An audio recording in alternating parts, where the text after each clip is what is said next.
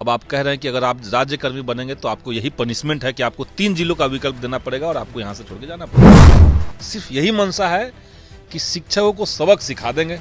ये लोग एनडीए का सपोर्ट नहीं करते। अधिकारी पे भी जा रहा है, जो एनडीए की पार्टियां हैं भाजपा और जदयू, इनके ऊपर भी मैं कह रहा हूँ। और आप चाह रहे हैं कि सभी शिक्षक वहां जाकर के रह करके पढ़ावें, तो ये फिजिबल नहीं है, ये प्रैक्टिकल नहीं है। क्योंकि जो मान लिया किसी देहात में या सक्षमता परीक्षा के नाम पे आपने ये कर दिया कि जिस शिक्षक को रिटायर होना है, 2 साल बाद 1 साल बाद जिनको रिटायर होना है, उनको आप अंतिम समय में कह रहे हैं कि आपको 3 जिला का विकल्प देना पड़ेगा और आपको यहाँ से हटाकर कहीं और फेंक देंगे। सरकार अपने ही सेवा शर्त नियमावली में सरकार कह रही थी कि हम सभी शिक्षकों को 1 टाइम सेटलमेंट के अनुसार सबको ऐच्छिक स्थानांतरण देंगे और विशेष करके महिलाएं और दिव्यांगों को देंगे। ये नहीं होना चाहिए। तो शिक्षा मंत्री जो बात कर रहे हैं, जो शिक्षक संगठन कह रहे हैं, जो बिहार के सारे नियोजित शिक्षक कह रहे हैं, 26 फरवरी को नियोजित शिक्षकों की परीक्षा ली जानी है, लेकिन इससे पहले कई सारे नियोजित शिक्षकों ने बहिष्कार करना सक्षमता परीक्षा का शुरू कर दिया है। ऐसे में 1.5 लाख से ऊपर नियोजित शिक्षकों ने फॉर्म फिलअप किया है। तो वहीं देखा जाए तो 2.5 लाख लमसम नियोजित शिक्षकों ने परीक्षा का बहिष्कार किया है और लगातार यह साफ करते हुए नजर आ रहे हैं कि हम परीक्षा नहीं देंगे। सरकार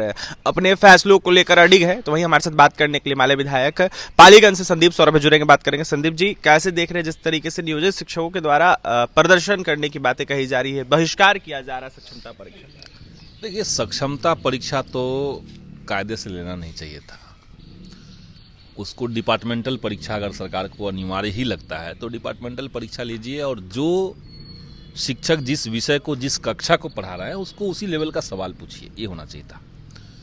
लेकिन शिक्षकों में जो नाराजगी है उसका सबसे बड़ा कारण क्या है कि फॉर्म के समय 3 जिलों का विकल्प देना, इसको अनिवार्य कर दिया गया है।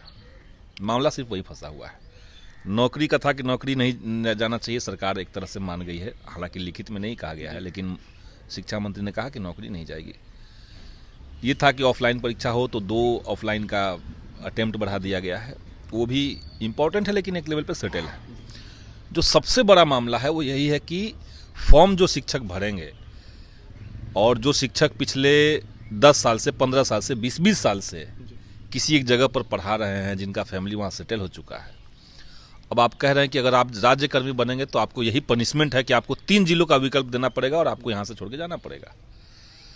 तो इसके पीछे तो कोई तर्क नहीं है। आप एक शिक्षक को उसके घर से 200 किलोमीटर, 300 किलोमीटर, 400 किलोमीटर पोस्टिंग दे रहे हैं और आप चाह रहे हैं कि सभी शिक्षक वहाँ जाकर के रह करके पढ़ावें, तो ये फिजिबल नहीं है, ये प्रैक्टिकल नहीं है। क्योंकि जो मान लिया किसी देहात में किसी शिक्षक की पोस्टिंग हो गई अपने घर से बहुत दूर, तो देहात में क्या उनको कमरा मिल जाएगा? ये सवाल तो है। हम देखें कि इसी बार TRE 1, TRE 2 में जो परीक्षाएं हुई, जो बहालियां हुई है, उसमें महिलाएं और दिव्यांगों को भी, बाकी शिक्षकों को भी और महिलाएं और दिव्यांगों को घर से 300, 400 किलोमीटर दूर पोस्टिंग दिया गया है। तो जो बक्सर के लोग हैं उनको आप पूर्णिया भेज रहे हैं, जो पूर्णिया के लोग हैं उनको बक्सर भेज दे रहे हैं। तो बक्सर के बक्सर में रहने देते, पूर्णिया को पूर्णिया में रहने देते। दोनों टीचर अपने घर के नज़दीक में रहते, अपने जिला में रहते, थोड़ी दूरी होती, जाकर के पढ़ाते आते, तो ये अच्छा था। लेकिन चूंकि मंशा दूसरी है, शिक्षा विभाग की मंशा ये नहीं है, मुख्यमंत्री की ये मंशा नहीं है। 2020 के चुनाव में जिस तरीके से बिहार के नियोजित शिक्षकों ने अपना आक्रोश जताया था और उस समय महागठबंधन की पार्टियों को बड़ी संख्या में शिक्षकों ने अपना समर्थन दिया था, उसका बदला लिया जा रहा है। कौन बदला ले रहा है? कौन ले रहा है बदला? जो एनडीए के लोग हैं, जा रहा, अधिकारियों पर भी जा रहा है। अधिकारी पे भी जा रहा है। जो एनडीए की पार्टियां हैं भाजपा और जदयू, इनके ऊपर भी मैं कह रहा हूं और इशारा नहीं कर रहा हूं, सीधे सीधे कह रहा हूं। इन सब का एक गुट बना हुआ है जो किसी न किसी तरीके से शिक्षकों का उत्पीड़न करना चाहती है। के पाठक को अपर मुख्य सचिव बनाना, उसके बाद एक के बाद एक लगातार इस तरह की शिक्षा का कोई कल्याण नहीं हो रहा है, लेकिन शिक्षक जो है वो उत्पीड़ित हो गए। जैसे गर्मी की छुट्टी में बच्चे अपने घर पर रहेंगे, लेकिन टीचर को जाना पड़ेगा जी। तो ये इस तरह की जो पॉलिसी है, या सक्षमता परीक्षा के नाम पे आपने ये कर दिया कि जिस शिक्षक को रिटायर होना है, 2 साल बाद, 1 साल बाद जिनको रिटायर होना है, उनको आप अंतिम समय में कह रहे हैं कि आपको 3 जिला का विकल्प देना पड़ेगा और आपको यहाँ से हटाकर कहीं और फेंक देंगे। तो इसलिए शिक्षकों में आक्रोश है और वो फॉर्म नहीं भर रहा है। सरकार अगर इसको वैकल्पिक बना दे, और 2020 में जब सेवा शर्त नियमावली आई थी तो सरकार अपने ही सेवा शर्त नियमावली में सरकार कह रही थी कि हम सभी शिक्षकों को वन टाइम सेटलमेंट के अनुसार सबको ऐच्छिक स्थानांतरण देंगे और विशेष करके महिलाएं और दिव्यांगों को देंगे। तो जब आप पहले से एक नियम बना दिए हैं कि सबका ऐच्छिक ट्रांसफर करेंगे, बिहार विधानसभा में मैंने एक सवाल किया था कि शिक्षकों का ऐच्छिक ट्रांसफर कब होगा, तो जवाब मिला कि छठे चरण की बहाली जैसे ही समाप्त होगी इनको ऐच्छिक ट्रांसफर देंगे। 2022 में छठे चरण की बहाली समाप्त हो गई।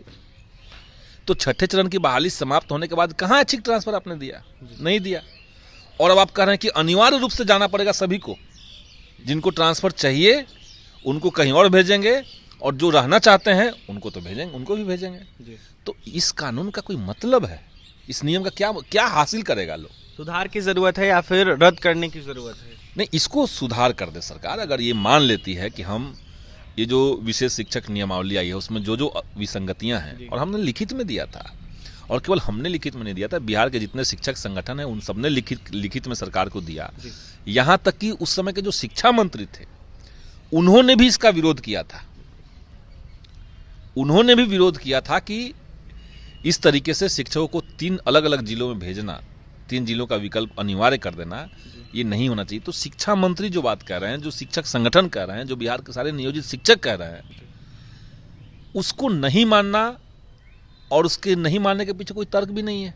सिर्फ यही मंशा है कि शिक्षकों को सबक सिखा देंगे। ये लोग एनडीए का सपोर्ट नहीं करते हैं। तो इस तरीके से पॉलिसी तो नहीं बननी चाहिए।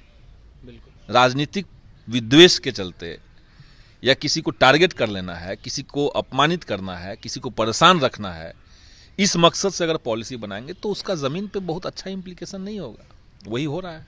बिल्कुल, तो देख सकते हैं सुधार की जरूरत है। ऐसे में लगातार पारित किया जा रहा है, वो भी एनडीए सरकार के द्वारा। ऐसे में यह मांग कर रहे थे माले विधायक संदीप सौरभ कि जिस तरीके से नियोजित शिक्षकों की मांग है, जो विसंगतियां है उसको दूर किया जाए, तो वहीं जिस तरीके से नियमावली बनी है उसमें सुधार की जरूरत है। अब देखने वाली बात यह होगी नीतीश सरकार क्या कुछ करती है। और भी तमाम खबरों के लिए NBC 24 के साथ बने रहे। बहुत बहुत धन्यवाद।